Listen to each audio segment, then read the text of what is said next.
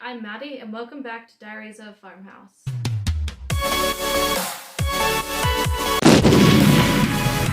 Okay, today we are talking about the Ficus Elastica ruby, but before we start, I need advice on how to cover up these cords.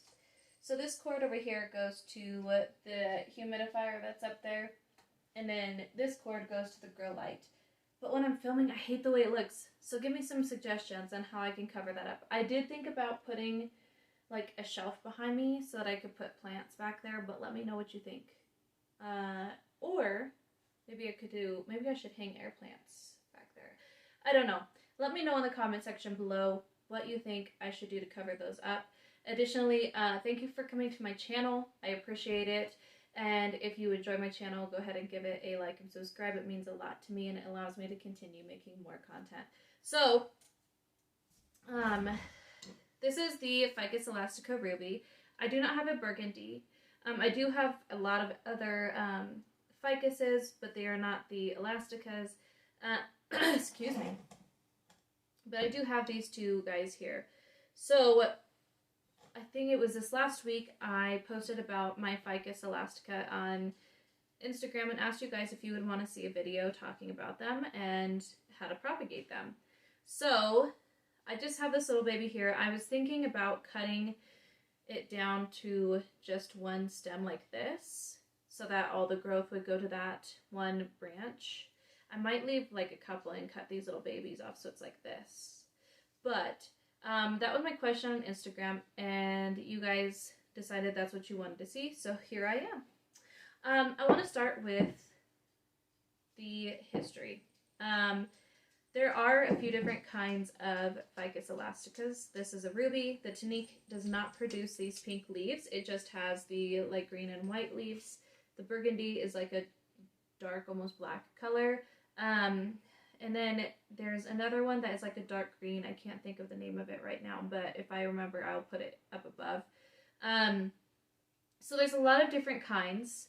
So the way it all started out is in the 1800s, they were discovered in India, and they quickly became a favorite. So they were being put in homes because they were easy to take care of. They were used in landscaping where they could live outside because they would grow to be over 100 feet tall, and they would produce these aerial roots that would kind of come down like curtains. As they grew in popularity, people did realize that they could also make rubber from them.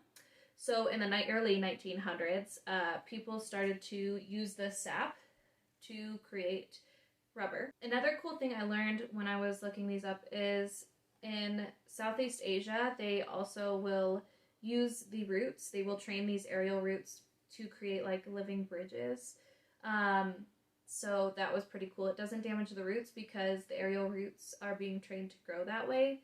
But if you're interested in seeing them or any of the information that I've just given you, I found it on a naturalcuriosity.com, I believe it was. And she has a lot of really cool historical information. So, but that's just like the basis. Knowing where it comes from tells us that it prefers a lot of humidity, rich soil, and it grows kind of on the forest floor. So that's why it likes a lot of organic matter in its soil. That's also why it likes bright indirect to indirect light, and it doesn't like that bright light. The bright light will scorch the leaves. So now that we kind of know its history, let's move on to sunlight. Okay, when we're talking about sunlight with the Ficus elasticas, they don't like bright light, and it will scorch the leaves or make them fade. So if you see this little leaf back here, you can see that the color is not as bright as some of these other leaves, and that is just because this leaf constantly faces the window, and it's kind of caused a little bit of fading, but I wouldn't call it scorched yet, it's just faded. But bright light will cause them to lose coloring, turn brown, and that kind of stuff. So when placing your ficus, you'll want it in an east or a west facing window. That way it's not getting bright light all the time. You can place it in a south facing room or like near those windows, but I would pull it away a few feet away from the window so that it's not being scorched. I have this in an east facing window, and then I have this one in my laundry room that kind of has windows facing like south and west. So it gets bright and direct sunlight all the time. I don't have it in the window. I have it like away from the window. So if you're curious about lighting and what each of those things means, I do have a video about lighting, and I'll put it in the eye above. But just for now, these plants do not like bright light. They like bright and direct. When watering my Ficus Elastica, I like to let it dry out almost all the way before I water it again. This one probably retains a little bit of moisture, probably to about here. This one dries out almost all the way. And then I will water it in a good amount. I won't water it to the point where it runs out the bottom, just because I don't want it to be overwatered, and these are susceptible to root rot easily susceptible to root rot. So I will let them dry out almost all the way, and then I will water it just enough to make the soil moist, but not to run through all the way, just because I don't want that issue. I also have them in pots that are a little more forgiving to overwatering. So I have this one in a terracotta pot that I have just painted, and it's done really well in there. And then I have this one in one of my own cement pots. Cement is a lot like terracotta in the fact that it will absorb excess moisture away from the soil. So if you overwater, it will be more forgiving like terracotta is. And so that is how I water my ficuses, and I have them, what pots I have them in. When we're watering, we also think about fertilization. So I fertilize my houseplants in the summertime about every 2 weeks, whereas in the wintertime maybe every 3 weeks, or if they're not growing, I won't fertilize them at all. So I use just like plain Miracle-Gro fertilizer. In the future, I'll probably upgrade to something a little bit better, but that's what I have, so that's what I'm using, which is done fine for my plants. So I do use the Miracle-Gro like recommendation for houseplants, but you can also be a little more tedious in your fertilizing routine and research the exact ratio of nutrients that the ficus needs. But for now, like a generic fertilizer has been working fine for them. You can see that there's a lot of new growth coming out on this one, so I'm not too worried about it. Some will tell you to fertilize less often because you risk over-fertilizing your plant. However, with these being in such small pots, I don't worry about that so much, just because they are absorbing all the moisture out of the soil. The water may run out more often than in a larger pot, so I don't worry about it too much. So when we talk about soil, like I said, they usually grow on the forest floor, which means that they are sitting in a lot of organic matter. So usually I will have mine, both of these are kind of, this one is in a mix, and so is this one. So a good soil for the ficus is something that is well draining, and also has a lot of organic matter in it. And for that reason, I like to use the Fox Farm Organic potting mix. It just feels a lot more rich. It has a lot more nutrients in it. And then I will mix that with some bark and perlite. If you look at the top of my soil, you can see it's got a lot of bark. It's got a lot of perlite. That way it's draining, it's airy, and then the Fox Farm soil adds a lot of like nutrients into the soil. So, but you don't have to use Fox Farm. You could use just a regular like potting mix, as long as it's well draining and kind of airy, so that it's not retaining too much moisture and causing root rot in your plant. Okay, and now we're to the point where you guys have all been waiting for. So we are going to propagate this ficus. So I will tell you that the sap is mildly toxic and can cause skin irritation or harm to pets or children or anybody that ingests it. So I would suggest, if you are going to propagate your ficus, if you know that you are sensitive, your skin is sensitive, you might wear gloves. I'm not going to. I don't worry about it that much. I have propagated these before and I didn't have a reaction. So, and my pets are away from where I'm at. If you're doing this, I would suggest moving away from anybody that might get into the sap and have a reaction. So, there are a few different ways that you can propagate them. One way is to take stem cuttings. You can propagate from leaves, but I will tell you that it's pretty much a blind cutting.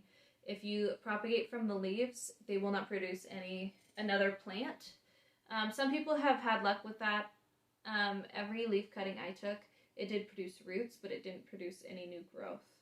So your best bet is to take stem cuttings, and you're always going to have more luck with a top cutting. So what I mean by that is one of like the top of the branch. So, and that is because it's already got a growth point where it's currently and actively growing. Whereas if you cut this top off and then cut below it, that middle section is going to have to produce new growth points to continue growing from. So it's going to take a lot longer and a lot more energy to produce new growth. So you'll want gloves if you are sensitive to toxins or sap or anything like that, and it, like I said, it might cause skin irritation. You'll want something to cut with. I have just my shears here, and then you'll want something to put your cuttings in. So when I took this cutting, it was off of a little branch down here at the bottom. I actually started this in moss. If you watched my propagation video, you'll know that I've kind of grown out of that, but I am going to use it again today for this plant because it worked really well, and it grew really fast. So, and it transferred to soil perfect. So, I also have, this used to have bamboo in it, and it died, so I'm using it as like a little propagation tube. So I'm going to do a couple different ways of propagating. Like I said, I think I want to keep, I think, these two main branches like this, which means I'm going to cut these, I think there's 4 down there, 1, 2, 3, 4. Yeah, I'm going to cut these 4 little babes off the bottom, and see what they do. I might give them to family friends, I might sell them, I don't know, but I'm going to cut them off. And it is beneficial to the main plant because once you take these extra growth points off, more energy is going to be put into producing better roots and also more growth on the stems that it already has. So it's a good thing. A lot of people will top them just to make them more bushy. So if this plant gets nice and big and I'm tired of it growing straight up, I can top it and it will produce branches.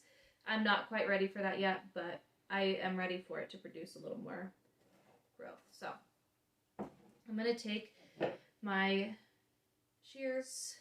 Let me see if I can move you in 1 sec.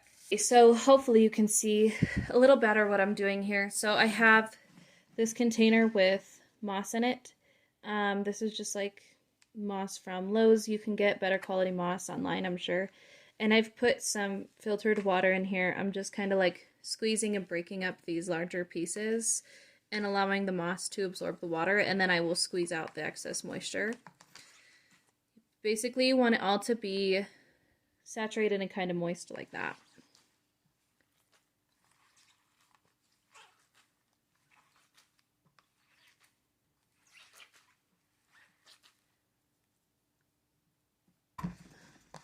Okay, so now that my moss is broken up and it's got enough moisture, I am going to set it aside to put I think I'm going to put the smaller cuttings in the moss and then like my larger cuttings in the propagation tube. So I'm just going to set that there. I already have this filled with water and ready to go.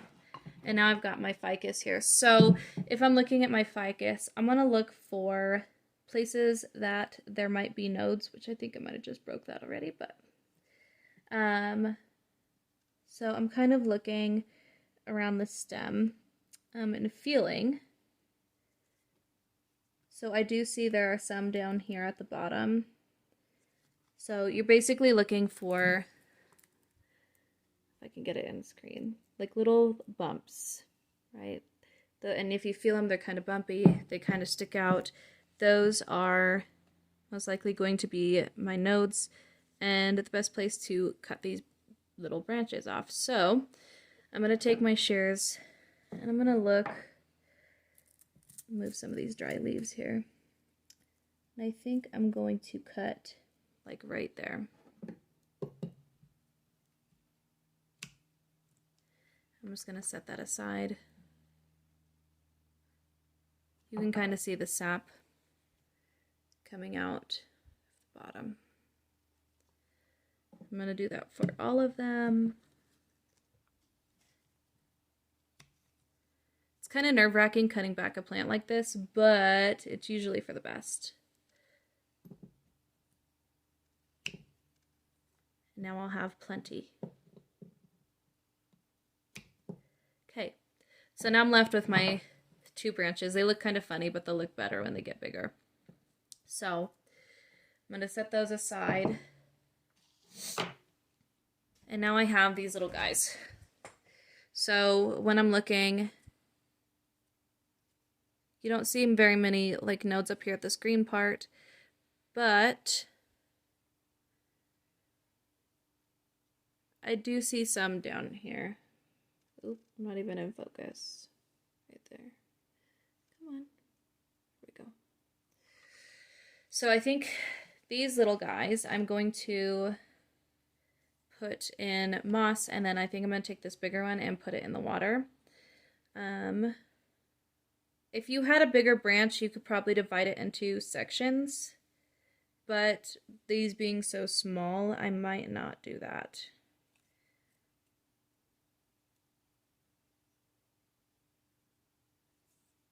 So I'm just going to place her in there. I might actually tear off these leaves here, just so that it fits better into the water there. And then I'm just going to put them in a bright, warm space. Like I said, you could try to propagate these. They will produce roots, but they probably will not produce any growth. So that kind of sucks.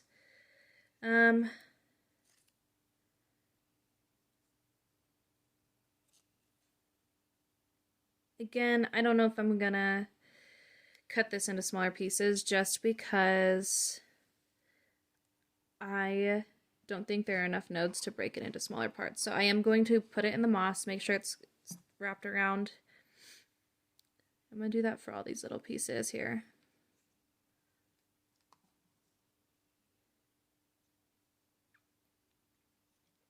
Okay, this piece I might be able to get away with cutting another section because there's a node here, and then there's also a node up here. So I think I'm going to cut right here, place this face like node down into the moss and see if it'll produce a new plant.